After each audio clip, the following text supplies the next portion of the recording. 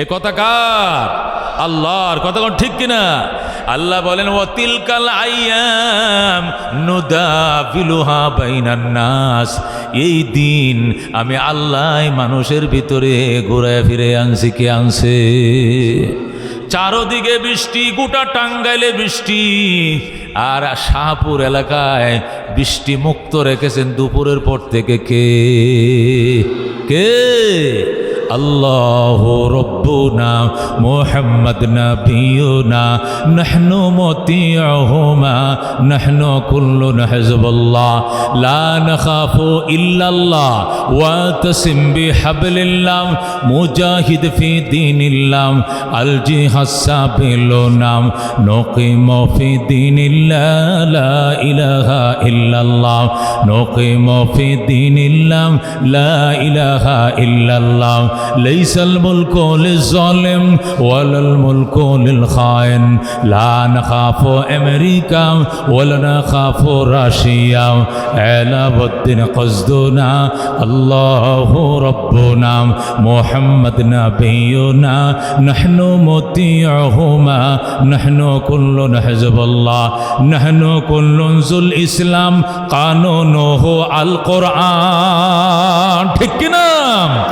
নাহনু কুল্লুন যুল ইসলাম কানুনুহু আল কোরআন ক্বাল আল্লাহু ফিল কোরআন আল মুলকু লির রহমান আল মুলকু লির রহমান। রাজত্ব কার? রাজত্ব কার?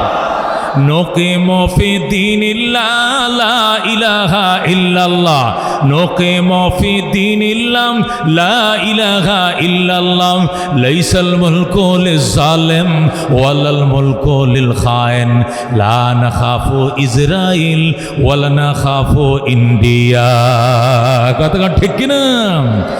আলাউদ্দিন কসদুনা আলাউদ্দিন কসদুনা আল্লাহু রাব্বুনা মুহাম্মদ নবিয়ুনা নাহনু মুতিউহুমা নাহনু কুল্লুন হিজবুল্লাহ লা নাখাফু ইল্লাল্লাহ ওয়া তাসিম বিহাবলিল্লাহ মুজাহিদ ফি দীনিল্লাহ আল জিহাদ সাবিলুনা আল জিহাদ সাবিলুনা। নারে তাকবীর। আল কোরআনের আলম, আল হাদিসের আলম, শাহপুর কাজীবাড়ি কেন্দ্রীয় জামে মসজিদের সম্মেলন সফল হোক, সফল হোক। নারে তাকবীর। এই দিন ঘুরিয়ে ফিরে এনে দিয়েছেন কে? আল্লাহ। আমার দেশের প্রধানমন্ত্রী আধা ঘন্টা আগেও যদি জানতো যে এই বেচারে এই দেশে থাকতে পারতো না, তাহলে কাপড় চোপড় গুছানোর সময় পাইতো। কথা ঠিক কিনা? তাও তো সময় পায় না, কারণ উনি নিজেও জানতো না। আল্লাহ কয় তোরাও জানোস, আমি জানি, তাহলে আমি খোদা আর বন্দার মধ্যে পার্থক্য কি? জানি আমি একা, কেউ জানে না। কথা ঠিক কিনা? আল্লাহ কয় ইন্নাল্লাহা আলিমুম বিজাতিস সুদূর, আমি শুধু জানি না, আমি মানুষের মনের খবরও জানি। কথা ঠিক কিনা? মদিনায় যুদ্ধ, গজওয়ায়ে আহজাব, খন্দকের যুদ্ধ। মদিনা শরীফের খন্দকে ওহুদ পাহাড়টা মদিনা শরীফটাকে ইউটার্ন দিয়ে রাখছে। ইউটার্ন মানে উত্তর পাশে ওহুদ পাহাড়, পশ্চিম পাশে ওহুদ পাহাড়, পূর্ব পাশে ওহুদ পাহাড়, শুধু দক্ষিণ পাশ খালি। দক্ষিণ দিক থেকে মদিনায় গাড়িগুলো ঢুকে আবার দক্ষিণ দিয়ে বের হয়। আর মদিনার মানুষ দক্ষিণ দিকে ফিরে নামাজ পড়ে, কারণ মদিনার থেকে কাবাগর কোন দিকে? মক্কার দক্ষিণে। এখন যুদ্ধ তো একটার পর একটা হচ্ছে হচ্ছে হচ্ছে হইতে হইতে খন্দকের যুদ্ধ পঞ্চম হিজরি সনের শেষ পর্যায়ে এসে এত সময় আসছে। কাফেররা 1000, মুসলমান 313 জন, কাফেররা 3000, মুসলমান 1000, কাফেররা 5000, মুসলমান 3000। এবার শুনতে পাচ্ছে কাফের আসবে 10,000-এর মতো। কয় হাজার? চিঠি লেখছে আমরা আনুমানিক 10,000 আসতেছি, তোমরা রেডি হও। আল্লাহর হাবিব কয় আই এম রেডি। আল্লাহু আকবার, আমি প্রস্তুত। সাহাবায়ে কেরামকে নিয়ে নবীজি পরামর্শে বসলেন কিভাবে যুদ্ধটা করা যায়। হযরত সালমানে ফারসি রাদিয়াল্লাহু তাআলা আনহু, উনি অত্যন্ত বয়স্ক সাহাবী ছিলেন। উনি 130 বছর বয়সে ইসলাম কবুল করছেন। যেরকম সুবহানাল্লাহ। উনার বয়স যখন 130, তখন প্রথম তিনি মুসলমান হয়েছেন। এরপরে মুসলমান হওয়ার পরে আরো 100 বছর দুনিয়াতে বাইচা ছিলেন। যেরকম সুবহানাল্লাহ। মানে বয়সের দিক থেকে সবচেয়ে সিনিয়র। এত এত লম্বা হায়াত কোনো নবীর সাহাবীরা পায় নাই। নবীজি নিজে হায়াত পাইছে 63 বছর, আবু বকর 63 বছর, ওমর 63 বছর, ওসমান আরো কম, আলী আরো কম, হাসান হুসেন আরো কম। হযরত সালমানে ফারসি রাদিয়াল্লাহু তাআলা বলে, হুজুর আমার বাড়ি তো ইরানে, কাফেরদের বিরুদ্ধে যুদ্ধের যে কৌশল এটা আমি ছোটকাল থেকে বহু দেখছি। কেমনে কেমনে বুঝেন না? পৃথিবীর দুইটা পরাশক্তি, এখন যেরকম ইং মার্কিন পরাশক্তি, ইং মার্কিন মানে কি, আমেরিকা আর ইংল্যান্ড, ব্রিটিশ, এরা হলো পরাশক্তি। তখন ছিল রোম আর ফারস্য পরাশক্তি। রোম মানে ইটালিরা, পারস্য মানে ইরানিরা। ইরানিরা ছিল এক পরাশক্তি, ইটালিয়ানরা ছিল আরেক পরাশক্তি, যাদেরকে রোম পারস্য বল হতো। হয়তো সালমানের বাড়ি হলো ফারস্যে। সালমানে ফার্সি বলেন, ইয়া রাসূলুল্লাহ, আমার মনে হয় আমি ছোটকাল থেকে তো বড় হয়েছি, 130 বছর বয়সে না মদিনায় আইছি, এর আগে তো আমি এই দেশে ছিলাম। রুমিদেরকে পারস্যরা সবসময় পরাজিত করেছে ফরিকা খনন করে, ফরিকা খাল কাইটা, বিরাট বড় মরুভূমির মধ্যে এই মাথার থেকে ওই মাথা খাল কাইটেলেছে। তো রুমিরা যখন আসছে, আইসা হঠাৎ করে সামনে বিরাট খাল দেখিয়া আর অবাক হয়ে গেছে, হতভঙ্গ হয়ে গেছে। এই খাল পার হইয়া এই পার থেকে তার দূরত্বে গুলি মারার তো যন্ত্র ছিল না, তরবারির যুদ্ধ, সামনে সামনে আসতে হবে। কিন্তু এই 12 হাত প্রস্তর যখন খাল ফরিকা খনন করছে, এটা পার হইয়া শত্রু এই পারে আসতেও পারে নাই, যুদ্ধের জয়ও চিনিয়ে নিতে পারে নাই। এই জন্য আমার খেয়াল, উহুদ পাহাড়ের এই মাথার থেকে এই মাথা, ইউটার্নের যে দুইটা মাথায়, এইখানে 12 কিলোমিটার, 8 মাইল, এই 8 মাইল পোড়াটাকে ফরিকা খনন করেন, খাল কাইটালাম। আল্লাহর হাবিব বলেন, সালমান আসলে তুমি তো অভিজ্ঞ, তুমি ঠিকই বলছো, ঠিক আছে ফরিকা খনন করা হবে। এই জন্য যুদ্ধটার নামই দিছে গজওয়ে খন্দক, মানে খন্দকের যুদ্ধ। খন্দক মানে খাল, ফরিকা ছড়া, বুঝেন না, খন্দকের যুদ্ধ। আর কোরআনের ভাষায় এটাকে গজওয়ে আহজাব বলা হয়।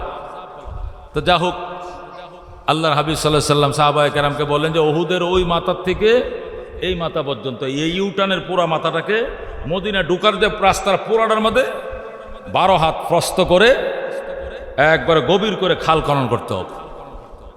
কারণ খাল তো মাটি কাটতে খাল নয়, আমাদের দেশে তো মাটি দিয়ে, কোদাল দিয়ে আর ওঁড়া দিয়া মাটি কাটতে এক জায়গায় তার জায়গায় ফেললেই পরে এটা খাল হয়ে যায়। ওই দেশে তো পাথর কাটে খাল বানাইতে হবে। মদিনায় দুর্ভিক্ষ চলছে, এর মধ্যে আল্লাহর হাবিব বলেন ফরিকা খনন করতেই হবে। সাহাবায়ে কেরাম ফরিকা খনন শুরু করলেন। মোটামুটি খাল কাটার কাজ শেষ। 3টা বড় বড় পাথর, এগুলো কোনো সাহাবীরা ভাঙতে পারছিলেন না। বিরাট এক একটা পাথর 10 টন 15 টন, এটা হাতুর দিয়ে বাইরে কেমনে ভাঙব, বুঝেন না? 3টা পাথর ভাঙতে পারছিলেন না। তখন সাহাবায়ে কেরাম বলছেন, ইয়া রাসূলুল্লাহ, এটা আপনার দ্বারা সম্ভব। রসুল বলেন, হাতুড়িটা আমার হাতে দে। বিসমিল্লাহ কয়া বড় পাথরটার মধ্যে হাতুড়ি দিয়ে টুক্কা দিলেন, ঠাস করে 2 টুকরা হয়ে গেল পাথর, যেরকম আল্লাহু আকবার। যখন পাথর 2 টুকরা হয়ে গেল, এই 2টা টুকরার মাঝখানে যে ফাইট দিল, ফেটে গেল পাথরটা, এই ফাটা দিয়ে একটা আগুনের ফুলকি বের হলো। আল্লাহু আকবার। আল্লাহর হাবিব সাল্লাল্লাহু আলাইহি সাল্লাম এই অগ্নি ফুলকির দিকে তাকাইলেন, তাকানোর সাথে সাথে আল্লাহু আকবার বলে চিৎকার দিলেন। সাহাবায়ে কেরাম বলেন, হুজুর কোনো অবাক কাণ্ড দেখছেননি, আপনি আল্লাহু আকবার করে চিৎকার দিলেন কেন? নবীজি বললেন, সাহাবায়ে কেরাম আমি দেখেছি, আমাকে ওই রুমের রাজধানীটা আল্লাহ আমার হাতের কবজায় দিয়ে দিছে। আমাকে এই দৃশ্যটা এখানে দেখানো হয়েছে। বলেন কি আলহামদুলিল্লাহ, তো আমাদের ভবিষ্যৎ উজ্জ্বল, আমরা ইটালি দখল করব, আর দেরি নাই, আল্লাহ তার নবীকে দেখায় দিয়েছেন। আল্লাহু আকবার। এরপরে 2য় পাথর, আল্লাহর হাবিব আবার হাতুড়ি নিয়ে 2য় পাথরে আঘাত করলেন। ওই পাথরটা সাথে সাথে জোড়া জোড়া টুকরা টুকরা হয়ে যায়, যেরকম আল্লাহু আকবার। আবার ওই পাথর বাঙ্গার ফাঁক দিয়া অগ্নি ফুলকি বের হলো, আগুনের যে ঝলক যখন বের হলো, আল্লাহর হাবিব আবার আল্লাহু আকবার বললেন। সাহাবায়ে কেরাম বলেন, হুজুর এবার কি দেখছেন?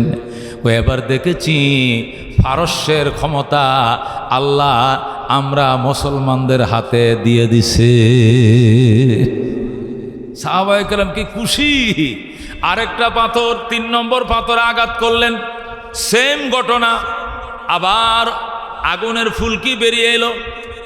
আল্লাহর হাবিব গো, এখন আপনি কি দেখলেন? আল্লাহর হাবিব বলেন, সাহাবায়ে কেরাম এখন দেখছি ইয়েমেনের রাজধানী, ইয়েমেনের এমন একটা দেশ, ইয়েমেনের রাজধানী সোনা নগরীর নিয়ন্ত্রণ আল্লাহ আমি মুহাম্মদুর রাসূলুল্লাহর হাতে দিয়ে দিছে।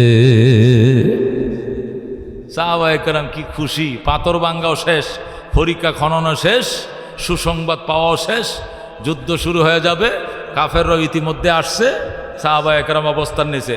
কাফেররা যেই আইসে দেখছে বিরাট বড় খাল, এইদিকে ওই উহুদ পাহাড়ে লাগছে খালের মাথা, ওই দিক দিয়ে উহুদ পাহাড়ে লাগছে খালের মাথা। এখন সাহাবায়ে কেরাম ওরা আক্রমণ করতে হলে খালে নামতে হবে, নাইমে উইটে এসে আক্রমণ করতে হবে, কিন্তু নামবে কে? আলী রাদিয়াল্লাহু তাআলা আনহু তরবারে হাতে নিয়ে কয়, মায়ের বুক খালি করতে কার মন চায়, নামো, আসো। হ্যাঁ, হায়দার খোদা, খোদার সিংহ কিন্তু প্রস্তুত, শুধু খালে নামবা, উঠতে দিব না, সেখানে জাহান্নামে পাঠায় দেব। যেরকম আল্লাহু আকবার।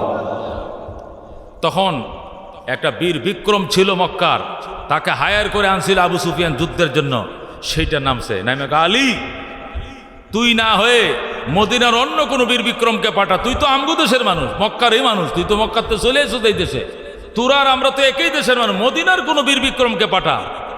আলী কয়, দূর বেটা, তোর জন্য কোনো বীর বিক্রম পাঠানোর দরকার, শেরে খোদা আলীর একটা হাতে তোর জন্য যথেষ্ট। যেরকম আল্লাহু আকবার। ওই অহমিকা দেখায় হুঙ্কার দেয়া যখন কি করলো, নেমে পড়লো, শেরে খোদা আলী রাদিয়াল্লাহু তাআলা বাম হাত দিয়ে খালি তরবারি দেখালে এমনি একটু খালি গুতা দিছে মাত্র, সাথে সাথে জাহান্নামে চলে গেছে। যেরকম আল্লাহু আকবার। তাদের যে সেনা, যাকে তারা হায়ার করে লক্ষ লক্ষ টাকা দিয়ে হায়ার করে যে সেনাপতি আনছিল, সেই যেহেতু গেছে জাহান্নামে, আর একটা লোক এই খালের মধ্যে নামতে সাহস পায় নাই। 21 দিন পর্যন্ত সাহাবায়ে কেরামকে তারা ব্যারিকেড দিয়ে রাখছে। 21 দিনের মাথায় সাহাবায়ে কেরামের খাবার শেষ, খেজুর শেষ, পানি শেষ, হ্যাঁ, সমস্ত রসদপত্র শেষ হয়ে গেছে। মাতা নাসরুল্লাহ, মাতা নাসরুল্লাহ বলে সাহাবায়ে কেরাম যখন চিৎকার মিত্তে শুরু করলেন, তখন আল্লাহ বলেন, আলা ইন্না নাসরুল্লাহি করিব। আল্লাহু আকবার। সাহাবায়ে কেরাম কান্দিস না, আমি আল্লাহর সাহায্য অতি নিকটে, অতি নিকটে, অতি নিকটে। আল্লাহু আকবার। আল্লাহ যখন এই আয়াত নাজিল করলেন, একটু পরেই একদম কালবৈশাখীর মতো মদিনার আকাশ অন্ধকারে ছেয়ে গেল, ঝড় তুফান একসাথে, ঠাডা বিজলি শুরু হয়ে গেল। আরবের মানুষ তো ঝড় তুফান দেখে অভ্যাস নাই, কালবৈশাখী দেখে অভ্যাস নাই, ঠাডা বিজলি দেখে অভ্যাস নাই। যখন আকাশটা অন্ধকারে ছেয়ে গেল, তখন বেঈমানরা পলাইতে শুরু করলো, আর বলল, আয় রে আয়, গেলে আয়, মুহাম্মাদের খোদার গজব আমাদের উপরে নাজিল হয়ে গেছে। আল্লাহু আকবার। এই যে কাফেররা পলাইল, আর পিছনের দিকে তাকাই না, লুঙ্গি তুয়ে পলাইছে ময়দান থেকে। যেরকম আল্লাহু আকবার। শেষ পর্যন্ত খন্দকের যুদ্ধে সাহাবায়ে কেরাম বিজয় লাভ করলেন। বিজয় লাভ করার পরে বিজয় নিশান উড়াইয়া তারা মদিনা শরীফ গেলেন। মদিনা শরীফ যাওয়ার পর, মদিনায় পৌঁছার পর সাহাবায়ে কেরাম এবার ইহুদি নাসারাদের সাথে গল্প করে, শুনছস দোস্ত, কি ওই দিন দেরি নয় রে, আল্লাহ রোমের নিয়ন্ত্রণ আমাদেরকে দিবেন, পারস্যের নিয়ন্ত্রণ আমাদেরকে দিবেন, হ্যাঁ, ইয়েমেনের রাজত্ব আমরা করব। কই পাইছো যে গল্প? কইটা খন্দকের যুদ্ধে ফরিকা খনন করার টাইমে পাথর ভাঙতে গিয়া পাথরের ফাঁকে ঝলক মেরেছিল, ঝলকের মধ্যে আল্লাহ তার বন্ধুকে সচক্ষে দেখিয়েছেন। যেরকম আল্লাহু আকবার। কাফেররা, মদিনার ইহুদিরা, নাসারারা, কাফেরেরা, মুশরিকেরা মদিনার অলিতে গলিতে বদনাম ঘটায়, বদনাম রটায়, দুর্নাম রটায়, আর বলে মুহাম্মদ আদার ব্যাপারী হইয়া জাহাজের খবর লয়। নাউজুবিল্লাহ। মুহাম্মদ আদার ব্যাপারী হইয়া জাহাজের খবর লয়। ভাত খাইতো, ভাত পায় না, একটা খেজুর খায়া 3 দিন কাটায়। এরাও নাকি রুমের ক্ষমতা নেবে, এরাও নাকি পারস্য চালাবে, এরাও নাকি ইয়েমেনের উপরে রাজত্ব করবে। শুনছনি আদার ব্যাপারে জাহাজের খবর লয়।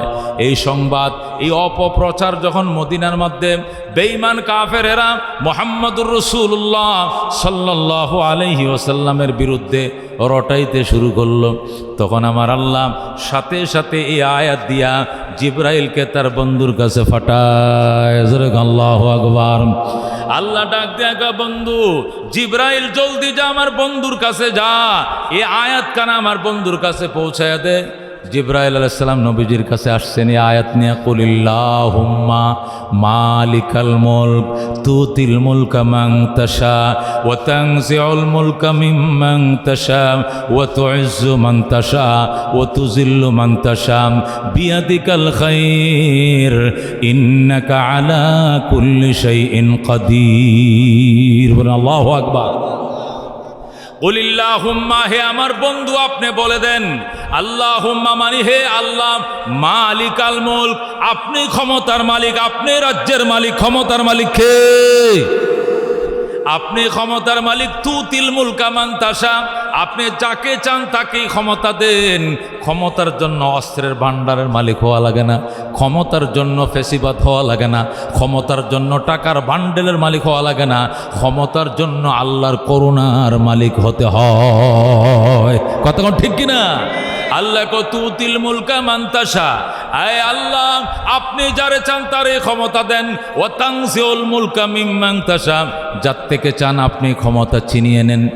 তুইজ্জু মান তাশা, যাকে চান আপনি সম্মানের পাত্র বানান।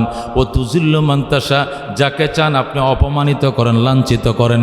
বিয়াদিকাল খায়র, কল্যাণ ও অকল্যাণ সব আপনার হাতেই, অন্য কাহারও হাতে নয়। আল্লাহু আকবার। বন্ধুগণ, ওই দিন আল্লাহ বুঝাইছিলেন, ও মক্কার কাফেরেরা, তোমরা মনে করছো তোমাদের কাছেই চিরদিন থাকবে ক্ষমতা। মোহাম্মদের পয়সা নাই, মোহাম্মদের টাকা নাই, মোহাম্মদ দাড়িওয়ালা, মোহাম্মদ পাগড়িওয়ালা, মোহাম্মদ টুফিওয়ালা, মোহাম্মদ তসবিওয়ালা, মোহাম্মদ নামাজওয়ালা, মোহাম্মদ আল্লাহওয়ালা। আল্লাহওয়ালারা এরা রাষ্ট্র চালাইতে পারবে না, রাষ্ট্র চালাইবে পয়সাওয়ালারা, বান্ডেলওয়ালারা, দুর্নীতিবাজেরা চালাবে। তুমি এটা মনে করছো? আসলে ক্ষমতার মালিক অন্য কেউ নয়, টাকার বান্ডেল ক্ষমতার উৎস নয়, ক্ষমতার উৎস আমার আল্লাহ। কথা ঠিক না ঠিক? এ বন্ধু, এই জন্য এটা আমাদের ঈমান, এটা আমাদের বিশ্বাস। ক্ষমতার মালিক কে? এদেশের মানুষ বলতো 50 বছরেও এই ক্ষমতা কেউ নিতে পারবে না, এত সুন্দর করে সাজানো। কিন্তু আল্লাহ দেখাইছে আমি পারি। কথা কোন ঠিক কিনা? কে পারে? আল্লাহ পারে। কথা কোন ঠিক কিনা? এই জন্য আল্লাহ ডাক দেখো, শোনো, সিবগাতাল্লাহ ওয়া মান আহসানু মিনাল্লাহি সিবগা ওয়া নাহনু লাহু আবিদুন। বলেন আল্লাহু আকবার। আল্লাহ কই ইসবাগু বিসিবগাতিল্লাহ, আমার রঙে রঙিন হও, আমার রং দিয়ে দেশ সাজাও। নৌকার রং দিয়ে দেশ সাজাইছিলা, ধানের রং দিয়েও সাজাইছিলাম, লাঙ্গলের রং দিয়েও সাজাইছিলা। একবার আল্লাহর রঙে দুনিয়াকে রঙিন করো।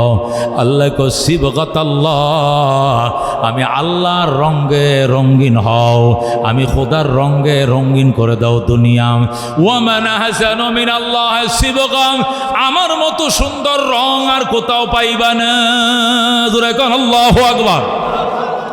এই জন্য বন্ধু, সব রং দেখা শেষ, সব রং দেখা শেষ। এবার হবে কোরআনের বাংলাদেশ। কথা কোন ঠিক কিনা? কোরআনওয়ালারা, কোরআনের পাখিরা যদি আসে আপনাদের কাছে কোরআনের পক্ষে, একবার পরীক্ষামূলকভাবেও দেখেন না, চেষ্টা করে দেখেন না, হুজুর আপনারা পারবেন? হুদাই টাউট বাটপার সালাইলে নিজেও টাউট বাটপার হওয়া লাগে, না হলে টাউট বাটপার সালান যায় না। আপনারা হিসাব ধরবের আল্লাহওয়ালা মানুষ, হাসা মিশা কিছু কইতে জানেন না, সরল মানুষ, মসজিদে বয়ে জিকির আজকার করেন। দেশ চালানো আমনগর কাজ না, দেশ আমার চালাইতে হবে না, দেশ চালাইবে আল্লাহর কোরআন। কথা ঠিক না? চোর ধরা পড়বে, কোরআনওয়ালা বলবে হে একবার করছে এই ডাইন হাতটা কাউডা আর বাম পাউডা, পরের বার বাম হাতটা ডাইন পাউডা, পরের বার বন্দি করে তো এখানে মারা যাবে, আর বের হওয়া যাবে না। জেনা করছে, বাস কোমর পর্যন্ত গাড়াও, গাড়াইয়া পরে তুই পাথর মারো। যদি শুনে যে সারা বাংলাদেশে যে টাঙ্গাইলে একটা মেয়েকে জেনার কারণে কোমর পর্যন্ত গাড়ায় পাথর মানে মারছে, একবারে 1,55,000 বর্গমাইল ঠান্ডা। কথা কোন ঠিক নেবে ঠিক? কোরআনের 500 আয়াত আছে, বিধানের কয়শো আয়াত আছে? সৌদি আরবে মাত্র 12-13টা আয়াত জারি আছে। কয়টা? 12-13টা আইন চালু আছে সৌদিতে মাত্র। চুরি করলে হাত কাটা, জেনা করলে ফাতর মারা, হত্যা করলে তাকেও কি করা, ডাইরেক্ট গলা কাটটা কি করা, ক্যাসাস নেওয়া। 11টা আইন কোরআন শরীফের, 500টা কিয়া বিধানের আয়াতের মাধ্যমে 11টা আয়াত মাত্র চালু আছে সৌদি আরবে। কোনো শব্দ আছে, কোনো আওয়াজ আছে? আর 500টা জারি এলে উপায়টা কি হইব? কেউ লাগবো, আর্মি লাগবে, পুলিশ লাগবে, বিমান লাগবে, কিচ্ছু লাগবে, একবার ঠান্ডা হয়ে যাবে। কথা ঠিক না বেটি? তো হুজুরা কি দেশ চালাইব না, কোরআনে চালাইব দেশ। কথা ঠিক না বেটি? একদম ঠান্ডা হয়ে যাইব। এই জন্য বন্ধু বলতেছিলাম, এই পরিবেশ কে করে দিয়েছে? কে করে দিয়েছে? আল্লাহ। এই জন্য আল্লাহ বলেন ওয়াকাদা রাব্বুকা, হে আমার বন্ধু, আপনার রবের সিদ্ধান্ত, আপনার রবের রেজুলেশন, আপনার রবের রেজিস্ট্রেশন, দুইটা জিনিস। কয়টা জিনিস? কয়টা জিনিস? আল্লাহ ওয়াকাদা রাব্বুকা, আমার বন্ধু আপনার রবের সিদ্ধান্ত করে ফেলছে, রেজিস্ট্রেশন করে ফেলছে, রেজুলেশন করে ফেলছে, সিদ্ধান্ত নিয়ে ফেলছে, অবধারিত করে ফেলছে, ফরজ করে ফেলছে দুইটা জিনিস। কয়টা জিনিস? এক নম্বর জিনিস হলো আল্লাহ তাবুদু ইল্লা ইয়া, ইবাদত হবে একমাত্র কার? ইবাদত হবে একমাত্র কার? এটা আল্লাহর সিদ্ধান্ত। ইবাদত হবে একমাত্র কার? এক নম্বর সিদ্ধান্ত হলো আল্লাহ তাবুদু ইল্লা ইয়া, ইবাদত করা যাবে না শুধুমাত্র একমাত্র আল্লাহরই ইবাদত করা লাগবে। কার? জোরে কোন কার? ইবাদত হবে একমাত্র কার? কার হবে ইবাদত? কারণ নুন খাইব যার, গুণ গাইব তার। কথা কোন ঠিক কিনা? নুন কে খাওয়ায়? আকাশ থেকে বৃষ্টি কে দেয়? ক্ষেতের ফসল কে দেয়? কে দেয় বাজান? ফসলটা কে দেয় গো? ফুসকুনে পানির নিচে মাছ কে দেয়? মায়ের স্তনের মধ্যে দুধ কে দেয়? কে দেয়? ও বন্ধু, নুন খাইব যার, গুণ গাইব তার। নুন কে খাওয়ায়? আল্লাহ। এই জন্য আল্লাহ বলেন দুইটা সিদ্ধান্ত নিয়েছি। এক নম্বর সিদ্ধান্ত হলো ইবাদত হবে একমাত্র কার? আল্লাহ। জোরে আল্লাহু আকবার। ইবাদত হবে একমাত্র কার? অন্য কারো ইবাদত হবে না। গায়রুল্লাহর সামনে মাথা নত করব না, গায়রুল্লাহকে সজদা করব না, লাল ফিতাওয়ালাকে সজদা করব না, বট গাছের নিচে যাব না, তুলসী গাছের নিচে যাব না, দুর্গা পূজা করব না, দরগা পূজাও করব না। কতক্ষণ ঠিক কিনা? দুর্গা পূজা করব না আমরা মুসলমানে না হিন্দুরা? হিন্দুরা কথা বলছি না, আমার মুসলমান ভাইদেরকে বলছি। কতক্ষণ ঠিক কিনা? কয় না হুজুর আমরা তোর পূজার জন্য যাই না, একটু ধর্ম যার উৎসব তো সবার, এই হিসাবে যাই। হারাম। কথা কোন? হারাম। কথা কোন? ধর্ম যার উৎসব সবার, এটা শয়তানি কথা, শয়তানি কথা, এটা ইবলিসের কথা। কথা কোন ঠিক না বেটি? ধর্ম যার উৎসব তার তার। কথা কোন ঠিক না বেটি? যার ধর্ম তার উৎসব, আমার ধর্ম আমার উৎসব, হিন্দুর ধর্ম তার উৎসব, তার উৎসব সে পালন করুক, বাধা নাই। আমার উৎসব আমি পালন করব, বাধা নাই। কতক্ষণ ঠিক না বেটি? আমার এই উৎসবের মধ্যে, আমার এই ধর্মীয় উৎসবের মধ্যে কি কোনো হিন্দু আইছে?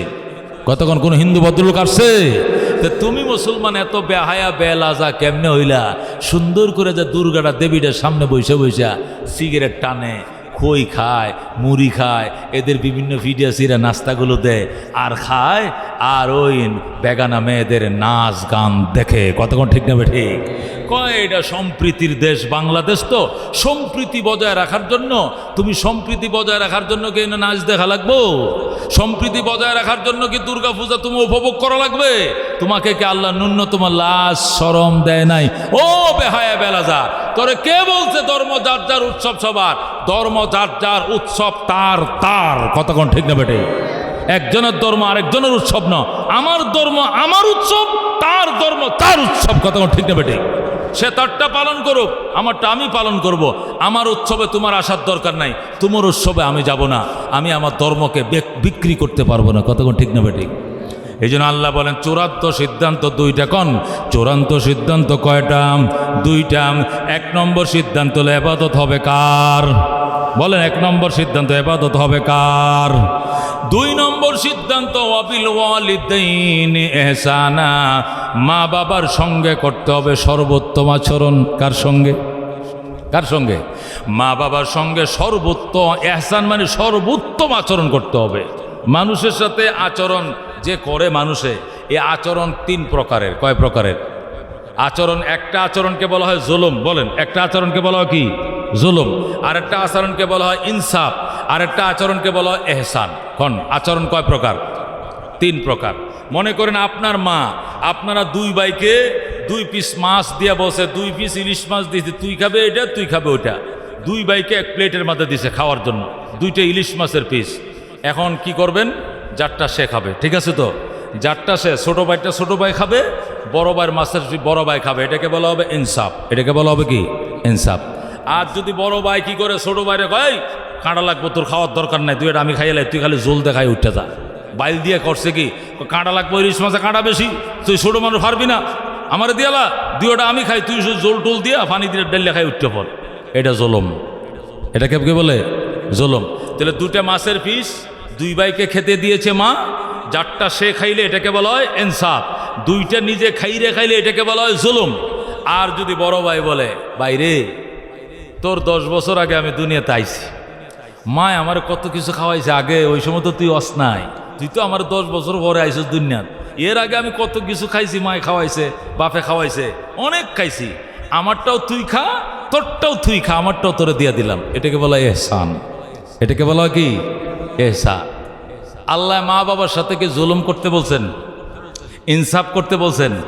হ্যাঁ, ইনসাফ করতে বলছেন। কি বলতে বলছেন? ইহসান। ইহসান মানে মারটা তো মাকে দিবাই, তোমারটাও মাকে দিবা, বাবার পাওনা তো বাবা পাবেই, প্রয়োজনে তোমারটাও বাবাকে দিতে হবে, এটাকে বলা ইহসান। আল্লাহ বিল ওয়ালিদাইনি ইহসানা ইম্মা ইয়াবলুগান্না ইনদাকাল কিবারা আহাদুহুমা আও কিলাহুমা ফালা তাকুল লাহুমা উফিন ওয়ালা তানহারহুমা ওয়া কুল লাহুমা কাওলান কারীমা ওয়াখফিদ লাহুমা জানাহাজ যুল্লি মিনার রাহমা ওয়া কুর রাব্বিরহামহুমা কামা রাব্বায়ানি সগীরা। আল্লাহু আকবার। আল্লাহ বলেন, বৃদ্ধকালে যদি তোমার মা বাবার একজন বেঁচে থাকে, বৃদ্ধকালে তোমার মা বাবা একজনকে যদি পাও অথবা উভয়জনকে পাও, ফালা তাকুল্লাহুমা উফিন, উফ শব্দটা করবা না, ওয়ালা তানহারহুমা, প্রতিবাদ করবা না, উফ শব্দটা করবা না, প্রতিবাদ করবা না, কি করবা? ওয়াকুল্লাহুমা কাওলান কারীমা, মা বাবার সঙ্গে নরম নরম ব্যবহারগুলো করবা। মা যদি বলে, সন্তান মন চাইছিল একটা ইলিশ মাছ খাইতাম, তখন সন্তান সে বলতে হবে, বাবা একটা ইলিশ মাছ খাবে, এটা কোনো ব্যাপার? একটা ইলিশ মাছ 2000 টাকা লাগে আনলে, 1 কেজি একটা ইলিশ মাছ আমি 2000 টাকা দিয়ে আনবো, প্রয়োজনে আমি ধার করব, ঋণ করব, তবু তোমাকে ইলিশ মাছের একটা পিস খাওয়াই দেবো। যেরকম সুবহানাল্লাহ। খাওয়াইতে হবে, খাওয়াইতে হবে, দিতে হবে, এটাই সন্তান, এটাই মা বাবা। যদি বলো কেন আমি অটো চালাই, জানো না বৃষ্টির মাঝে কোনো কাস্টমার আছে, সারাদিন অটো চালায় 400 টাকা কামাই করছি, 2000 টাকা ইলিশ তোমার কোত্থেকে এনে দিব? জিব্বাটা খাটো করো, যা মন চায় তা চাইও না, চুলদারি ফাঁকছে, বয়সে ফাঁকছে না বাতাসে ফাঁকছে, বুঝো না কয় টাকা কামাই করি, চাইছো কয় টাকা? এরকম বলে বাবা মারে শাসানো যাবে না, ধমক দেওয়া যাবে না, বরং নত জানো হয়ে বলতো, বাবা নিজের গায়ের চামড়াটা বিক্রি করে হলেও তোমার পছন্দের জিনিস তোমাকে খাওয়াবো। যেরকম সুবহানাল্লাহ। একে বলে মা বাবা, একে বলে মা বাবা। আল্লাহ নবী বলেন, হুমা জান্নাতুকা আও নারুকা, নবী বলেন সাহাবা কেরাম রে, মা বাবাই তোমার জন্য জান্নাত, এ মা বাবাই তোমার জন্য জাহান্নাম। জোরে আল্লাহু আকবার। মা বাবার খেদমত করছো গো, মা হাত বাড়াইছে, মালিক আমার কুখা, আমার ময়না, আমার আদরের সন্তান বৃষ্টিতে ভিজে, রোদে শুকিয়ে বৃষ্টিতে ভিজে সারাদিন কষ্ট করে কামাই করে আমার জন্য খাঁটাল আনছে, আমার জন্য আনারস আনছে, আমার জন্য আঙ্গুর আনছে, আমার ঔষধ, শ্বাসকষ্টের ঔষধ আনছে আমার জন্য। মালিক তোমার দরবারে দোয়া করি, আমার পুত্রে তুমি জান্নাতের মেহমান বানাইও, আমি বড় খুশি, তুমিও তার প্রতি খুশি হয়ে যাও। নবী বলেন, দোয়া করতে দেরি হবে, কবুল হইতে দেরি হবে না। সুবহানাল্লাহ। আল্লাহ নবী বলেন ক্বালা রাসূলুল্লাহ সাল্লাল্লাহু আলাইহি ওয়াসাল্লাম রিদার রাব্বি ফি রিদাল ওয়ালিদাইন ওয়া সাখাতুর রাব্বি ফি সাখাতিল ওয়ালিদাইন। রাহমাতুল লিল আলামিন সাল্লাল্লাহু আলাইহি ওয়াসাল্লাম ইরশাদ করেন সাহাবায়ে কেরাম রে, রিদার রাব্বি ফি রিদাল ওয়ালিদাইন, মা বাবার সন্তুষ্টির উপরে আল্লাহর সন্তুষ্টি নিহিত, মা বাবার অসন্তুষ্টির উপরে আল্লাহর অসন্তুষ্টি নিহিত। মানে আমার আল্লাহ, তোমার মা বাবা তোমার উপরে খুশি, আমার আল্লাহ তোমার উপরে খুশি। তোমার মা বাবা তোমার উপরে বেরাজ, নারাজ, অসন্তুষ্ট, তোমার আল্লাহ তোমার উপরে অসন্তুষ্ট। জোরে কোন নাউযুবিল্লাহ। ক্বালা রাসূলুল্লাহ সাল্লাল্লাহু আলাইহি ওয়াসাল্লাম, রাহমাতুল লিল আলামিন সাল্লাল্লাহু আলাইহি ওয়াসাল্লাম ইরশাদ করেন ইন্নাল জান্নাতা তাহতা আকদামিল উম্মাহাত। ও সাহাবায়ে কেরাম, জান্নাত তোমার মা বাবার পায়ের নিচে। আল্লাহু আকবার। তোমার মা বাবার পায়ের নিচে তোমার জান্নাত। ওই মা বাবার তুমি কখনো কষ্ট দিও না বাবা, এই মা বাবার কষ্ট দিও না। আল্লাহর হাবিব সাল্লাল্লাহু আলাইহি সাল্লাম ইরশাদ করেন তিন ব্যক্তির দোয়া বিতায় যায় না, দোয়া করতে দেরি হয়, কবুল হইতে দেরি হয় না। তার মধ্যে এক নম্বর হলো মা বাবার দোয়া। নবী বলেন মা বাবার দোয়া আর আল্লাহর আরশের মাঝখানে কোনো পার্টিশন নাই, দোয়া করার সাথে সাথে কবুল হয়ে যায়। আল্লাহু আকবার। রাহমাতুল লিল আলামিন সাল্লাল্লাহু আলাইহি ওয়াসাল্লাম ইরশাদ করেন সাহাবায়ে কেরাম, তোমার মা তোমার বাবা যতই গরিব হোক, যতই কালো হোক, যতই কুশ্রী হোক, এটাই তোমার মা।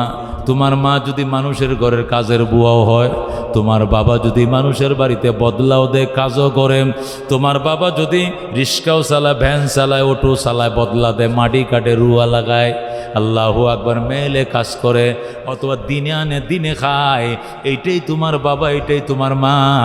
এদের দিকে মায়ার নজরে তাকাও, নজর ফিরানোর আগে কবুল হজের সওয়াব। চোখটি ফিরানোর আগেই তোমাকে কবুল হজের সওয়াব দিবে। এদেশের কোনো বিশ্ব সুন্দরীর দিকে তাকাইলে হজের সওয়াব পাওয়া যাবে, প্রধানমন্ত্রীর দিকে তাকাইলে, বিরোধী দলের নেত্রীর দিকে তাকাইলে হজের সওয়াব পাওয়া যাবে, কোনো এই দেশের কোনো নায়িকা গায়িকার দিকে তাকাইলে হজের সওয়াব পাওয়া যাবে, এমন কোনো কথা কোরআন হাদিসে লেখা নাই। কিন্তু নিজের মা, জনম দুঃখিনী মা, যিনি তোমাকে পেটে ধারণ করেছিলেন গো বাজান, এর দিকে মায়ার নজরে তাকাও, নজর ফিরানোর আগে কবুল হজের সওয়াব পাইবা। যেরকম আল্লাহু আকবার। সাহাবী প্রশ্ন করেন মান আবার ইয়া রাসূলুল্লাহ, ওগো আল্লাহর হাবিব, কার সঙ্গে সুন্দর আচরণ করব, কার সঙ্গে ভালো আচরণ করব? রসুল বলেন উম্মাকা, তোমার মায়ের সঙ্গে। প্রশ্ন করলেন সুম্মামান, এরপরে কার সঙ্গে? রসুল বলেন উম্মাকা, তোমার মায়ের সঙ্গে। আবার প্রশ্ন করলেন সুম্মামান, এরপরে কার সঙ্গে? রসুল বলেন উম্মাকা, তোমার মায়ের সঙ্গে। মার কথা তিনবার বলছেন, কয়বার? সাহাবী প্রশ্ন করলেন সুম্মামান, এরপরে কার সঙ্গে? আল্লাহর হাবিব বলেন সুম্মা আবাকা, এরপরে তোমার বাবার সঙ্গে। মায়ের কথা নবী তিনবার বলেছেন, বাবার কথা একবার বলেছেন। বাবার হকের থেকে মায়ের হক 3 গুণ বেশি। কথা কোন ঠিক কিনা? কেন 3 গুণ বেশি? কারণ বাবা মা যৌথভাবে সংসার চালাইছে, বাবা মা যৌথভাবে ছেলে মেয়েদেরকে আদর করছে, লালন পালন করছে, ঠিক আছে, কিন্তু মা এমন কিছু কষ্ট এক্সট্রাভাবে করেছে, এ কষ্টের মধ্যে বাবার কোনো পার্টনারশিপ নাই, বাবার কোনো জয়েন্ট ভেঞ্চুরি নাই, এখানে বাবার কোনো অবদান নাই। এ কষ্টগুলো শুধু মা একাই বহন করেছে। যেমন 10 মাস 10 দিন পেটে বহন করা, এটা পুরাটা একা মায় বহন করছে না, বাবাও বহন করছে। 9 মাস মায় বহন করছে পেটে, আর 1 মাস শুধু আব্বাই রাখছিল, তাই না? রাখছিল। পুরা 10 মাস 10 মাসে কে রাখছে পেটে? মা। এখানে বাবার কোনো পার্টনার নাই, বাবা জানেও না বাচ্চা পেটে রাখলে যে কি কষ্ট, এটা বাবা বুঝেও না। কতক্ষণ ঠিক কিনা? কারণ যে বহন করছে সে বুঝে এই একটা কষ্ট। 2 নম্বর কষ্টে বাচ্চাটাকে ডেলিভারি করতে গিয়া মৃত্যুর যে যন্ত্রণা মা ভোগ করেছিল, একটা ডেলিভারির যন্ত্রণা মৃত্যুর সে কম না। এটা মৃত্যুর যন্ত্রণার মতো। নর্মালে যে বাচ্চা ডেলিভারি হয়, মার চোখগুলো বের হয়ে যায়, অজ্ঞান হয়ে যায়, মাথায় পানি ডাল লাগে, নিজের স্বামীর ডাইকে বলে মাফ করে দিয়েন, আপনার পায়ের নিচে আমার জান্নাত, আমি বাঁচবো না, স্বামী গো আপনার অনেক অবাধ্যতা করছি, আমারে ক্ষমা করে দিয়েন। সবার থেকে ক্ষমা চায়, মা আমারে মাফ করে দিও, বাবা আমাকে মাফ করে দিও। শাশুড়ির কাছে মাপ চায়, শ্বশুরের কাছে মাপ চায়, নিজের বাবা মার কাছে মাপ চায়, স্বামীর কাছে মাপ চায়। চিরবিদায় নিয়ে মা কাঁদতে থাকে, বাঁচতেও পারি, ডেলিভারির ব্যথায় মারাও যাইতে পারি। এই যে যন্ত্রণা, এটা মা ছাড়া বাবায় কোনোদিন বোঝে নাই। এই হলো 2 নম্বর কষ্ট। 3 নম্বর কষ্ট, টানা 30 মাস, কয় মাস, 2.5 বছর পর্যন্ত মা দুধ পান করাইছে। একদিনও কি বাপে দুধ পান করাইছে নি? একদিনও বাবায় দুধ পান করায় নাই। এই 3টা কষ্ট মা এককভাবে করেছে। এই জন্য মায়ের দাবি 3 গুণ বেশি, মায়ের হক 3 গুণ বেশি, বাবার হক 1 গুণ, মার হক 3 গুণ। জোরে গুণ আল্লাহু আকবার। রাহমাতুল লিল আলামিন সাল্লাল্লাহু আলাইহি সাল্লাম পরিষ্কার বলেছেন, ওয়ালা তাউকান্না ওয়ালিদাইক, ওয়ালা তাউকান্না ওয়ালিদাইক। মুসলিম শরীফের হাদিস, হযরতে মুআয ইবনে জাবাল রাদিয়াল্লাহু তাআলা আনহু থেকে বর্ণিত। হযরতে মুআয ইবনে জাবাল রাদিয়াল্লাহু তাআলা আনহু বলেন, নবীজি আমাকে পরিষ্কার বলেছেন, ওয়ালা তাওকান্না ওয়ালিদাইক, হে মুআয কোনোদিন কশ্চিনকালে মা বাবার নাফরমানি করিস না। ওয়াইন আমারাকা, যদিও তোমার মা বাবা তোমাকে নির্দেশ দেয়, আনতা খুরুজা মিন আহলিকা ওয়া মালিকা, ফ্যামিলিকে তালাক দেওয়ার জন্য ফ্যামিলি তালাক দিতে হবে, সম্পদ ছেড়ে দেওয়ার জন্য সম্পদ ছেড়ে দিতে হবে, তবু গো মা বাবা ছাড়া যাবে না। কথা কোন ঠিক কিনা? যদি মা বলে, সন্তান তুই যে বউ বিয়ে করে আনছস, এই চরিত্র চামড়া সুন্দর, অন্তর সুন্দর না, এই মেয়ে তো শাশুড়িরে আদর করে না, এই মেয়ে তো শ্বশুরে গরম পানি করে দেয় না, এই মেয়ে চালচলন আমার পছন্দ হচ্ছে না, বিদায় দিয়ে দাও, এখনো সময় আছে, নাতিপতি হওয়ার আগে আগে ঝামেলা মিট করো, দেরি করা যাবে না। বুঝ পরামর্শের সময় নাই। মায় কইছে, বাবায় বলছে, বিদায় দিয়ে দিতে হবে, মনে কিছু নিও না, তোমারে দিয়ে আমার সংসার চলবে না, তুমি অন্য ছেলের ঘরে যাও, আমি অন্য মেয়ে দেখলাম, 1 2 3 চলে যাও বাপের বাড়ি, এই বলে বিদায় দিয়ে দিতে হবে। যেরকম সুবহানাল্লাহ, এটা আল্লাহর হাবিবের কঠোর নির্দেশ। ওয়ালা তাওকান্না ওয়ালিদাইক, হে মুআয কশ্চিনকালেও মা বাবার নাফরমানি করিও না। ওয়াইন আমারাকা, যদিও তোমার মা বাবা তোমাকে হুকুম দেয়, নির্দেশ দেয়, আনতা খুরুজা মিন আহলিকা ওয়া মালিকা, তুমি তোমার ফ্যামিলিকে বিদায় করে দাও, সম্পদ ছেড়ে দাও, দেরে দিতে হবে।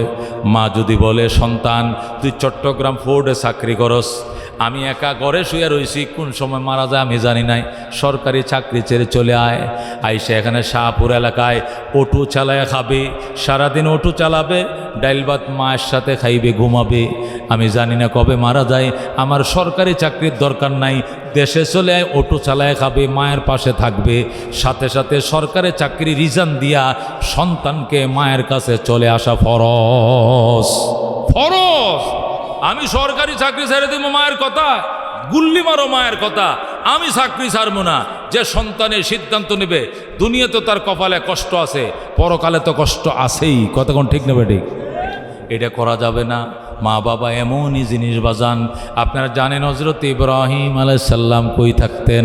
ফিলিস্তিন। কই থাকতেন? ইব্রাহিম আলাইহিস সালাম থাকতেন ফিলিস্তিনে।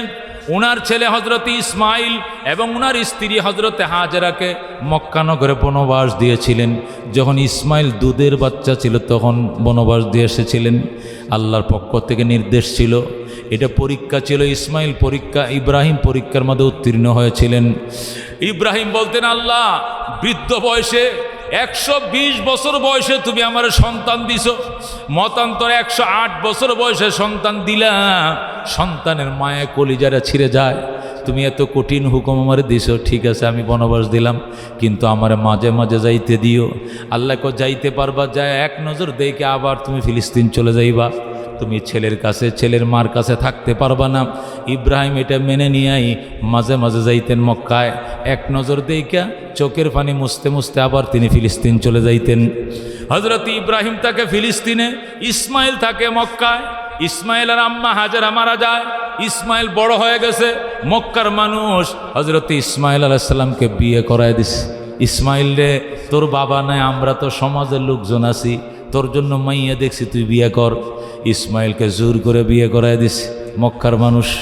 ইসমাইল বিবাহ করার পর বাবার কাছে চিঠি লেখছে, বাবা গো, ও গো আব্বা জান, আল্লাহর খলিল ইব্রাহিম তোমার ছেলে ইসমাইলরে মানুষ বিয়ে করায় দিছে, পুত্রবধূ দেখে যাও।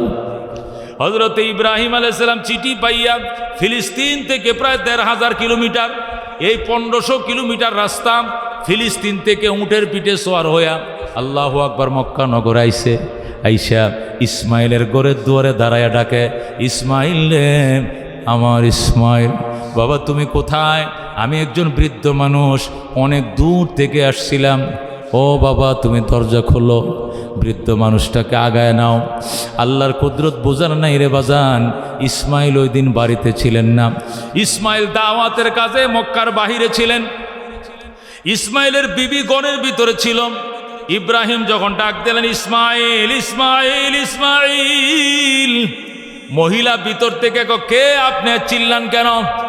ইসমাইল ইসমাইল বলে চেঁচাচেঁচি করেন কেন? ইব্রাহিম কয়, মা আমি চেঁচাচেঁচি করি নাই, আমার ইসমাইল চিঠি লিখেছিল পুত্রবধূ দেখার জন্য, এই জন্য আমি অনেক দূর থেকে আসছিলাম গো মা। আমার ইসমাইল কোথায়? আমি ইসমাইলের বউ দেখতে আইছি গো মা। মহিলা ডাক দেখো, তোমার ইসমাইল কোথায়? আমি জানি না। তুমি জানো না? কবে আসবে কথাও তো জানি না। কেমন আছো তোমরা? ভালো নয়। এ বন্ধু এমন কথা প্রশ্ন করে একটা উত্তর দেয়, একটা প্রশ্নের সাথে উত্তরের কোনো মিল নাই, কথার মধ্যে কোনো রস নাই, কষ নাই। ইব্রাহিম ডাক দেয়া, মা তুমি নি ইসমাইলের বউ? কহ আমি ইসমাইলের নতুন বউ। ইব্রাহিম ডাক দেয়া, মারে তোরে দেখার জন্য নি আমার পুত্র চিঠি লিখছিল। মা তোমারে দেখার স্বাদ আমার মিঠে গেছে, দেখার দরকার নাই। তোমার কথা শুনে কলজা ঠান্ডা, তোমারে দেখার আর আমার স্বাদ নাই। মা আমি গেলাম, মা আমি গেলাম, আমার ইসমাইল আসলে কই আমি আবার আসবো গো মা, আমি আবার আসবো। আর আমার ইসমাইল আসলে কইও, ইসমাইলকে বলিও ইসমাইলের ঘরের চৌকাটটা ভালো নয়, ইসমাইল যেন তাড়াতাড়ি চৌকাটটা বদলাই এল। আল্লাহু আকবার। চৌকাটটা ভালো নয়, ইসমাইল যেন চৌকাট বদলায়। বুঝছেন চৌকাটের অর্থ? হযরত ইব্রাহিম আলাইহিস সালাম এতটুকু কথা বলার পর তিনি চলে গেলেন ফিলিস্তিন, প্যালেস্টাইনের উদ্দেশ্যে তিনি রওনা হয়ে গেলেন। একটু পরে ইসমাইল বাড়িতে আসছে। ইসমাইল একটু পরে বাড়িতে আইসা শুধু নাক টানে। ইসমাইলের বউ কয়, কি তোমার সর্দি লাগছে? তুমি পাহাড়ে গেছিলে, ঠান্ডা লাগছে? কয় না। তো তুমি নাক টানো কেন? নাক টানতেছি আমার বাবা ইব্রাহিম খলিলুল্লাহর মেশকের গ্রান আমার নাকে আসতেছে। আমার বাবা আসছিল মক্কা নগরে, আমার বাবা আইছিল মক্কা। আমার বাবাই কই? কোথায় আমার বাবা? আমার বাবার সন্ধান দাও। কে বলছে তোমার বাবা? কহ আমার আব্বাই আসছিল। আমার আব্বা যে রাস্তা দিয়ে হাইটা যায়, ঘন্টার পর ঘন্টা মেশকের সুঘ্রাণ ছড়ায়, আমি আমার বাবার সুঘ্রাণ পাইতেছি। আমার বাবা কই? আমার বাবার গ্রাণ আসতেছে। ইসমাইলের বিবি ডাক দিয়ে কয়, আমি তো আর খেয়াল করি না, এটা নি তোমার বাবা? কহ এটাই তো আমার বাবা। কয়েকটা লোক আসছিল, চলে গেছে। ইসমাইল কয়, তুমি কি তারে ঘরে ঢুকাও নাই? কয় না। ওনাকে নাস্তা দাও নাই? না। আদর করো নাই? কয় করি নাই। যতন করো নাই গো? না। উজুর পানি দাও নাই গো? না। উজুর পানি দেও নাই, দেই নাই। খেতে দাও নাই গো? না। থাকতে বলো নাই গো? কয় না। কি সর্বনাশ করলা!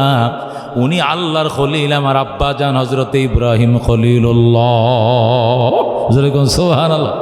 উনি আমার বাবা, উনি আল্লাহর খলিল ইব্রাহিম। এ কপাল পুরানারি, তুই কি চিনুস না? এ আমার এই বাবা এই বাইতুল্লাহ বানাইছে। এই বাইতুল্লাহর মেস্তুরি ছিল আমার আব্বা, আর আমি ছিলাম তার জুগাইল্লা। ইব্রাহিম ছিল এই ঘরের মেস্তুরি। আল্লাহু আকবার। উনি আমার আব্বা জান, তুই আমার বাবারে ঘরে আনস নাই না, নাস্তা দেস নাই না, আদর করো নাই গোনা, যতন করো নাই গোনা। কি সর্বনাশ করলা! আমার বাবা কি বলে গেছে যাওয়ার টাইমে? তোমার বাবা দুইটা কথা বলে গেছে। এক নম্বর বলছে, এই ঘরের চৌকাটটা নাকি ভালো নয়, চৌকাটটা যেন বদলাইয়া লও। আল্লাহু আকবার। তোমার বাবা বলে গেছে উনি আবার আসবেন। উনি আবার আসবেন, উনি আবার আসবেন বলে গেছেন। আর কি বলে গেছেন? আর বলছেন আমাদের ঘরের চৌকাটটা নাকি ভালো নয়, চৌকাটটা যেন দ্রুত বদলাইয়া লয়। আল্লাহু আকবার। হযরত ইসমাইল কান্দে, কি সর্বনাশ করলে রে বিবি, কি সর্বনাশ করলে। আমার বাবা চৌকাট বদলাইতে বলে নাই, আমার বাবা বলেছে তোরে 3 তালাক দিয়ে বিদায় করার জন্য। এটা ফ্যামিলির চৌকাট বদলাইতে বলেছেন, এটা দরজার চৌকাট নয়, ফ্যামিলির চৌকাট বদলাইতে বলেছে আমার আল্লাহ। আল্লাহু আকবার। হযরত ইসমাইল ডাক দেখো, এ কপাল পোড়া নারী, যা এখনই যা, 1 2 3 চলে যাও বাপের বাড়ি। ইসমাইলের বধূ হওয়ার যোগ্যতা তোমার নাই, ইব্রাহিমের পুত্র বধূ হওয়ার যোগ্যতা তোমার ভিতরে নাই। এই জন্য আমার বাবা বলছেন আমার ফ্যামিলির চৌকাট বদলানোর জন্য বিদায় দিয়ে দিছে। মহিলা চলে গেছে। হযরত ইসমাইল এবার পছন্দ করে নিজেই বিয়ে করছে।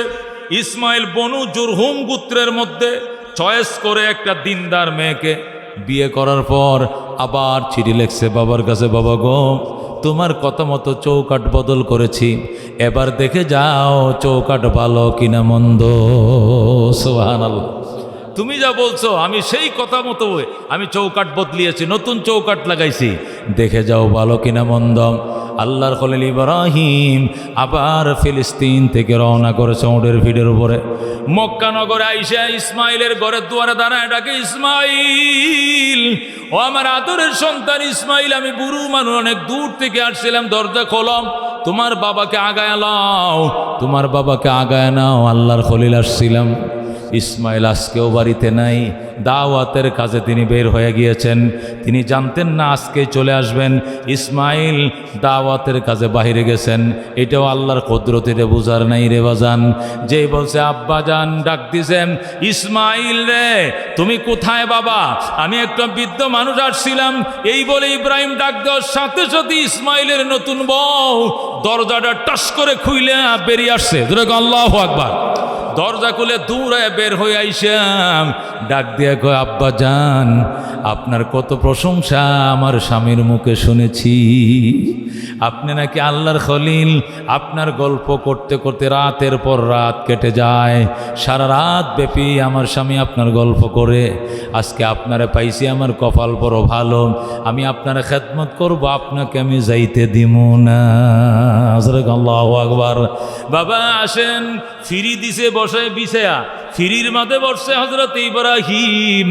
ইসমাইলের বউ বদনা নিয়ে দৌড় দিছে, যাইয়া জমজম কুয়ার থেকে পানি উঠাইছে, উঠায় জমজমের পানি দিয়াম শ্বশুরকে ওযু বানায় দেয়। এক হাতে বদনা দিয়ে পানি ডালেন, আর এক হাতে শ্বশুরের পাওগুলো মহিলা দেজরে। আল্লাহু আকবার। এক হাতে পানি ডালেন, আর এক হাত দিয়ে শ্বশুরের পাওগুলো ধুইয়া দেয়। আল্লাহু আকবার। ইব্রাহিম শুধু বইসা রইছে। ওযুর শেষে হযরত ইব্রাহিম ডাক দেয়া কয়, মা এ মা তোয়ালি দে, গামছা দে, মুখটা মুইছা লই। ইসমাইলের বউ ডাক দেয়া কয়, বাবা কিসের গামছা কিসের তোয়ালি, আমি আমার মাথার কেশ দিয়ে আপনার পাও মোবারক মুইছা দিলাম। যেরকম আল্লাহু আকবার। খেদমতে মাম দর পে দর কুন সুবহ শাম, তাকে বাসি দর্দ আলম নে কে নাম, হর কে খেদমত কর দেউ মখদুম শুদ, হর কে খুদরা দি দেউ মহরুম শুদ। খেদমতে মাম দর পে দর কুন ইখতিয়ার, তাকে বাসি দর্দ আলম বখতিয়ার। জোরে কোন মারহাবা।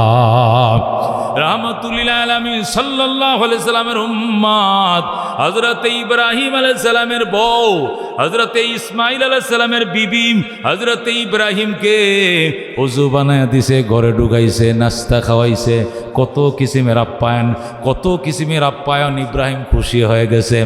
ইব্রাহিম ডাক দিয়ে কয়, মা আমার ইসমাইল কই? আপনার ইসমাইল দাওয়াতের কাজে গেছে। কবে আসবে ইসমাইল? আইসা যাবে আব্বা জান, দেরি হবে না, আইসা যাবে, আইসা যাবে। মা তোমরা কেমন আছো? আলহামদুলিল্লাহ, আলহামদুলিল্লাহ আমরা ভালো আছি। মা সংসার কেমন চলছে? অনেক সুখের সংসার গো, আপনার দোয়ার বরকতে অনেক সুখের সংসার।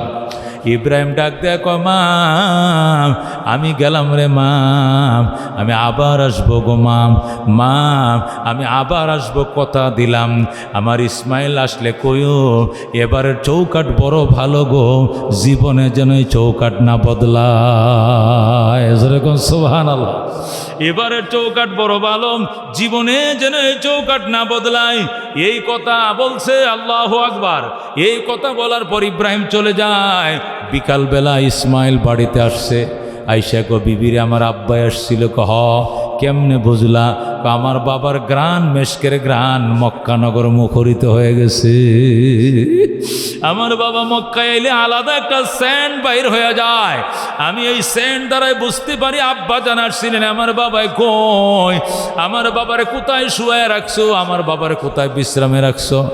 ইসমাইলের বউ ডাক দেয়া গো স্বামী গো, আপনি মনে কিছু নিয়েন না, আমি বহু চেষ্টা করছি শ্বশুরকে রাখার জন্য। উনি বলছেন উনি নাকি আপনাদেরকে বনবাস দিয়েছিলেন, এখানে ওনার থাকা নিষেধ, এই জন্য উনি বলছেন আবার আসবেন, উনি আবার আসবেন। আর কি বলছেন আমার বাবায়?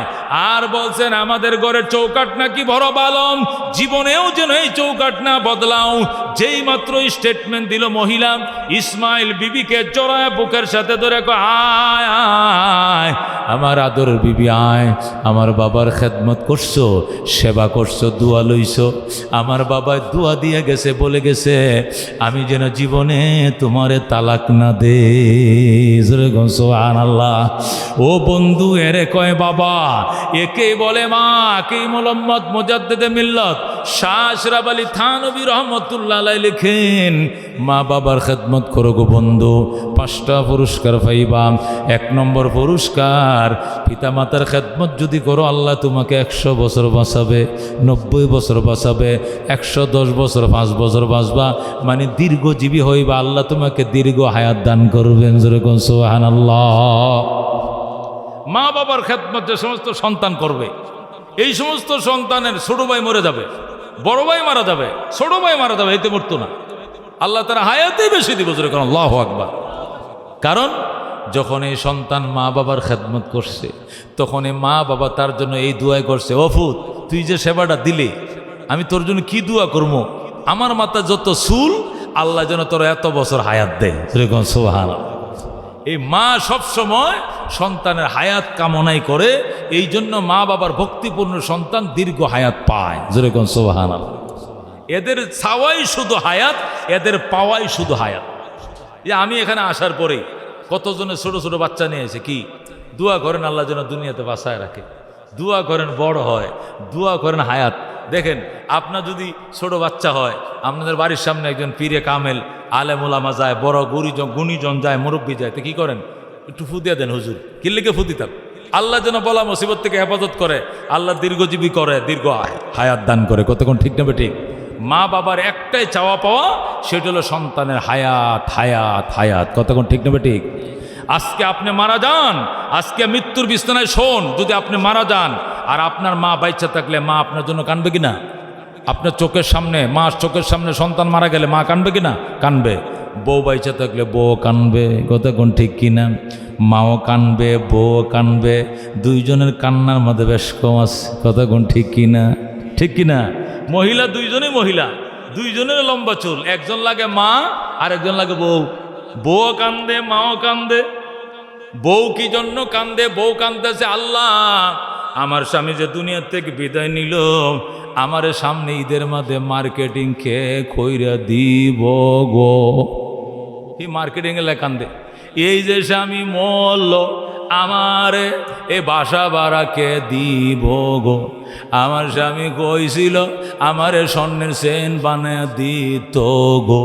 এই যে স্বামী মরছে, আমারে কে স্বর্ণের চেন বানায় দিব। এই স্বর্ণের চেনের লেগে কান্দে। কতক্ষণ ঠিক নেবে ঠিক? মা কি এটি লেগে কান্দে? মা শুধু আঁচল বিছায় দিয়ে বলবে, আল্লাহ আমার হায়াতটা আমার সন্তানরে দিয়া দাও, তবু আমার সন্তানকে দুনিয়াতে থুইয়া যাও। কতক্ষণ ঠিক কিনা? আমি মা দুনিয়াতে যাইতে রাজি আছে, আমারে নিয়ে যাও, তবু আমার সন্তানকে দুনিয়াতে রাইখা যাও। কতক্ষণ ঠিক কিনা? মার কাছে হইল সন্তানের হায়াত, আর কোনো কিছুর দাম নাই। সন্তান বাচ্চা থাক, পাগল থাক, ছাগল থাক, শিক্ষিত হোক, মূর্খ হোক, মায়ের কাছে এটাই আদরের ধন। এইটারে সারাদিন হুমায়, এইটারে সারাদিন ছুমায়, এইটার জন্য দোয়া করে সারাদিন, কথা কোন ঠিক কিনা? এই জন্য হাকিমুল উম্মত মুজাদ্দেদে মিল্লাত শাহ আশরাফ আলী থানভী রহমতুল্লাহ আলাইহি লেখে, মা বাবার খেদমত যারা করে এরা 5টা পুরস্কার পায়। 1 নম্বর পুরস্কার, সে দীর্ঘজীবী হয়, 100 বছর বাঁচবে, 90 বছর বাঁচবেন মা বাবার খেদমত যদি করতে পারেন। রাজি আছেন ইনশাআল্লাহ? 2 নম্বর, মা বাবার খেদমত যারা করেন আল্লাহ তাদেরকে ইজ্জতের চেয়ার দিবে, সম্মানের চেয়ার দিবে। এরা সভাপতি হয়, এরা মুফতি মুহাদ্দিস হয়, এরা ইমাম হয়, খতিব হয়, চেয়ারম্যান হয়, মেম্বার হয়, কমিশনার হয়। কেন হয়? এই চেয়ারগুলো পাওয়ার জন্য মা বাবার বিশেষ দোয়া থাকে। 3 নম্বর, মা বাবার খেদমত যারা করে এরা নির্ঘাত মৃত্যু হয়। এমন বড় বড় 99টা বিপদ থেকে আল্লাহ নিজের হাতে বাঁচায়। একটা মানুষের জীবনে এমন 99টা মুসিবত আসে যে প্রত্যেকটা মুসিবতে সে মারা যাইতে পারে। হঠাৎ 11,000 ভোল্টেজে তার এসে হাত লেগে গেছে, সে নিশ্চিত মারা যাওয়ার কথা। 11,000 ভোল্টেজে হাত লাগলে কেউ বাঁচে না, কিন্তু মার দোয়া থাকলে লাথি দিয়ে ফালাই দিব। কতক্ষণ এইটা হাউকাও চিল্লাচিল্লি করে পরে দেখুন ঠিক হয়ে গেছে। আবার মা বাবার দোয়া। মাইক্রো দিয়ে ঢাকা যাচ্ছেন এয়ারপোর্টে, 11 জন সাথী ছিল, বালুর ট্রাকের সাথে মুখামুখি 8 জন লোক মারা গেছে। 11 জনের মধ্যে বাচ্চা কয়জন? 3 জন। আপনি বাইচে গেছেন, আপনার ডাইনের সিটওয়ালাও মারা গেছে, বামের সিটওয়ালাও মারা গেছে, আপনি বাইচে গেছেন মা বাবার দোয়া, আল্লাহর দয়া। কথা ঠিক কিনা? ওই বরিশাল যাইতেছেন, লঞ্চ ডুবে গেছে, আবহাওয়া খারাপ ছিল, লঞ্চ ডুবে গেছে, 40টা লাশ মেঘনা নদীর মাঝে বাইসে উঠছে। আপনার সাথের সব কয়টা লোক মারা গেছে, আপনি মরবেন না, মার দোয়াস। আল্লাহু আকবার। এই জন্য হাকিমুল উম্মত মুজাদ্দেদে মিল্লাত বলেন, মা বাবার খেদমত করো গো, নির্ঘাত মৃত্যুর মুখ থেকে, বড় বড় মুসিবত থেকে আল্লাহ নিজ হাতে তোমাকে বাঁচাবে। জোরে আল্লাহু আকবার। 4 নম্বর পুরস্কার, মা বাবার খেদমত করো গো, পিতা মাতার খেদমত করো গো, আল্লাহ তোমাকে বাইতুল্লাহ জিয়ারতের ভাগ্য দিয়ে দিবেন। আল্লাহু আকবার। পিতা মাতার খেদমত যারা করে আল্লাহ তাকে মক্কা মদিনা দেখাইবে। সে গরিব হইতে পারে, কেমনে কেমনে যেন আল্লাহ তারে মক্কা যাওয়ার তৌফিক দিয়ে দিবে, কেমনে কেমনে সে নিজেও কল্পনা করতে পারবে না, তার গোষ্ঠী কোনোদিন কল্পনা করবে না এই লোক যে একদিন মদিনায় চলে যাবে। হয়তো অন্য কেউ তাকে পাঠায় দিবে, অন্য কেউ তাকে টাকা দিয়ে দিবে, যা আমার বাপের উমরা হস্তুই করে আর আমার মায়ের বদলি হস্তুই করে আয়, টাকা দিব আমি, মদিনায় যাবে তুমি। এই বলার পরিস্থিতিতে হলো একটা গরিব মানুষ মদিনায় যাবে, কিন্তু এর পিছনে মা বাবার দোয়া লাগবে। কতক্ষণ ঠিক কিনা? বাংলাদেশের মুর্শিদি গান গাইতো আব্দুল আলিম। তা আব্দুল আলিম তো অনেক গান লেখছে। তো সর্বশেষ তার মা একদিন বলতেছে, আব্দুল আলিম রে, অনেক গানই তো তুই লেখলি, আমি মা তোরে বলতেছে তুই মদিনার নামে একটা গজল লেখ, একটা মুর্শিদি গান তুই মদিনার নামে লেখ। আমি মা দোয়া করলাম, এক গানে আল্লাহ তোরে মদিনা শরীফ নিব। জুড়ে গন সুবহানাল্লাহ। তখন আব্দুল আলিম কয়, মা তাহলে আর গান লিখতাম না জীবনে, এটা শেষ। কয় লেখ, এই গানটা তুই লিখবি আর গাইবি। মদিনার শানে তিনি গান লেখলেন। মনে বড় আশা ছিল যাব মদিনায়, কাফেলাতে কে যাও তুমি, কে যাও বে তোরি ও ভাই, সঙ্গে নিয়ে যাইও মোরে খানি কৃপা করি, সঙ্গে যদি না লও মোরে গিয়ে মদিনায়, এই গরিবের সালাম দিও মদিনার বাদশায়। আমার আশা আছে সম্বল নাই, করি কি উপায়, মনে বড় আশা ছিল যাব মদিনায়। সুবহানাল্লাহ। এই গান লেখছে কে? আব্দুল আলী। এই গান লেখা ঢাকা শহরে এই দুতারা বেলা লয়ে ঘুরে আর এই গান গায়। মিরপুর এক জায়গায় বসে গান গাইতেছে, ফুলা এলাকার ফুলাবান দৌড়ে রেডিও সেন্টারে ঢুকাইছে।